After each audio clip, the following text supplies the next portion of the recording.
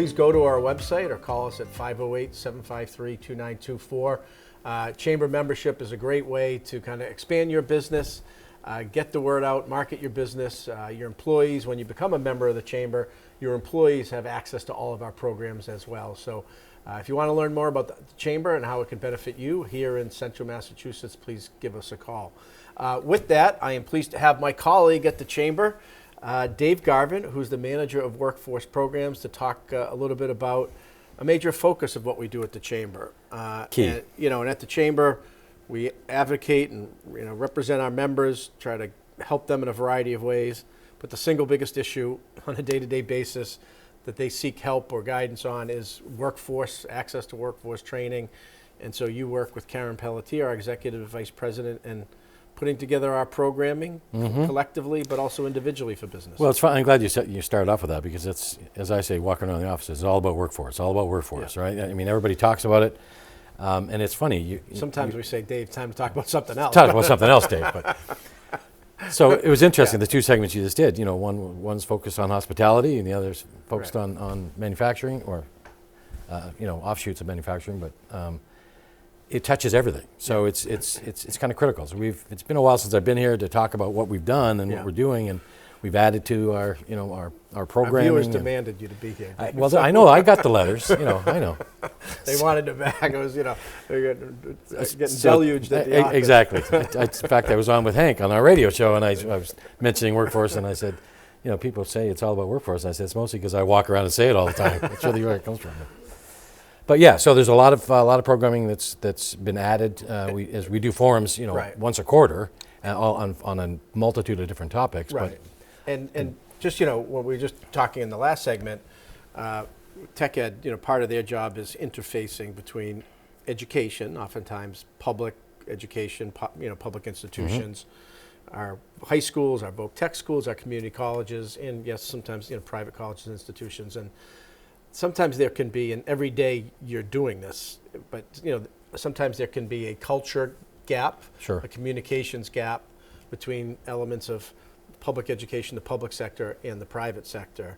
And what you're working to do every day through programming, conversation, collaboration, is facilitate, translate, and then expedite getting workers, whether it be high school students, high school graduates, community college students, graduates, college graduates, plugged in so they can hit the ground running in a particular sector. No question. I mean, it's people ask me, so what do you actually do in workforce? And it's when I boil it right down, it's really establishing the relationships between employers, like the guest you just had on. Tech Ed. So those employers establishing relationships with schools, whether it be Worcester Tech as a primary. I usually refer to them as the mothership of career and technical education, with 23 Chapter 74 programs. But any school that has students that are on a career path that they're passionate about, they need to have some place to go. Right. And they want to do on-the-job learning. They want to do either be a co-op, an internship, and recently we're kind of expanding more into the apprenticeship space. Right. But establishing those relationships is key, so they can go and learn on the job. So. Right. And talk about the gold standard is that Chapter 74 voc tech education. Certain number of hours a student is required to work with a private sector partner, and also in the classroom with instructors. You've got career pathway programs, which are a little bit more modified. And then, we were just at Leicester Public Schools. I was just going to say, we're expanding, where they've done a phenomenal job in the reuse of the old Becker campus in Leicester, where they've got 5 Chapter 74 programs, looking to add more, couple of career pathway programs, but then a pretty robust just internship program, right? Absolutely. And it's, it's starting to take on its own, we've been doing this for about 3 years, really kind of expanding this workforce focus. And more and more are getting involved. So it's Worcester Public, certainly on a very large scale, but Worcester Academy contacted, we're looking to have students who are on a particular path. Leicester, to see what they're doing down there is amazing, and employers expanding their scope. You have, I think you had Quality contracting on, and he was talking about their internship program, and they're doing tremendous things. So there's more and more players in the space, and it's really kind of cool to see. I mean, you see that kind of activity. So we're expanding that. We're expanding programming. There's a number of things that we've done. We've got some programming coming up, right? We have one that on the tail of Rick Brooks being on here. He was talking about the role that they play and the solutions that they bring from a manufacturing standpoint. We're actually having them for our manufacturing roundtable that's happening in March 10th, I think. Okay. And they're so at the chamber, again, for members, we have a series of industry sector roundtables, programs, forums where best practices,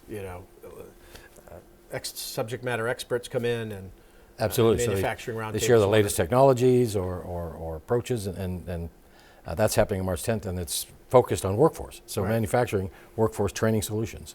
You've got something coming up February 11th. February 11th. Next week we have, this is the expansion into doing more in the apprenticeship space, and we're actually partnering with the Boston Chamber. Everything's growing, right? So we've realized that, territorial, and there's students, there's needs across the board for employers. So the Massachusetts Apprenticeship Network, we're partnering with the Boston Chamber and the Boston Chamber Foundation and doing an event at QCC, at Quinsig, where we're bringing employers in. We're having testimonies from those who are part of the network currently. So companies locally in Central Mass can understand how they get involved, how they can take advantage of the network to establish apprenticeship programs in their business or their organization. Right, and just for definitional purposes for our viewers, right? So we talked about Chapter 74. That's a Massachusetts state law that lays out the form of vocational technical or career technical education. So, we had Ricky Singleton in the first segment, hospitality, culinary, right? If students in a culinary program, there's a requisite number of hours. They're in the classroom learning traditional academics, but also some elements of academics that relate to culinary, and then they're actually doing hands-on culinary training and preparation. But when they graduate, they get a high school degree and a certificate, which they've done a certain number of hours, and the co-op is an abbreviation for cooperative education. Correct. So Chapter 74 has that. A career pathways program is not as intense. Students do it oftentimes after school. True. They might go to Doherty High and then they go up to Worcester Technical High School to maybe learn some carpentry or something else. So there's innovative career pathways. Innovation career pathways. And then there are kind of just internships, right? And then you talk about apprentices. That's usually maybe somebody is graduate. How would you define an apprentice being a little different from the So others? apprentice is a more formal program that typically is spearheaded by the organization or the company. Right. So they'll set up, here's how my construction site, it could be, and apprenticeships are taking on a lot more too, so IT and healthcare and the gamut's growing.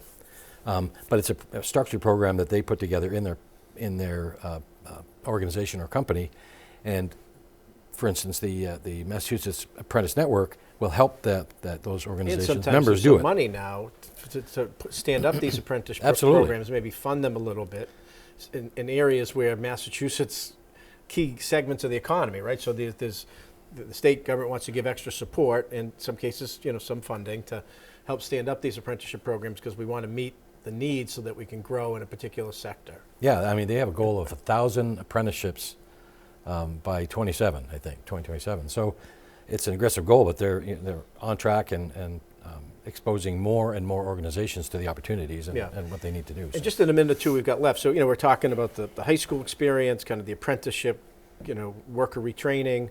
But the other thing we're trying to do, and with those public schools, is a little exploratory in 7th and 8th grade.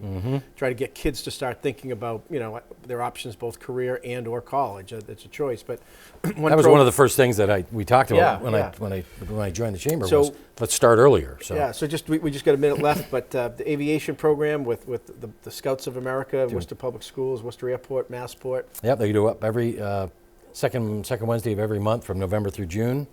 They are transported up to the airport. They get to see everything from baggage claim to TSA to conversations with pilots and with navigation and flight and repairs, mechanics. Mechanics. In fact, really kind of a side note, which is really exciting, I thought, from last year's program. We're running it again. there was 3 or 4 girls from middle school that attended the program, and 2 of them, by the time the program was over, were absolutely 100% geeked and convinced that they were going to be, airline mechanics, Right. and work on planes. It was really, Yeah.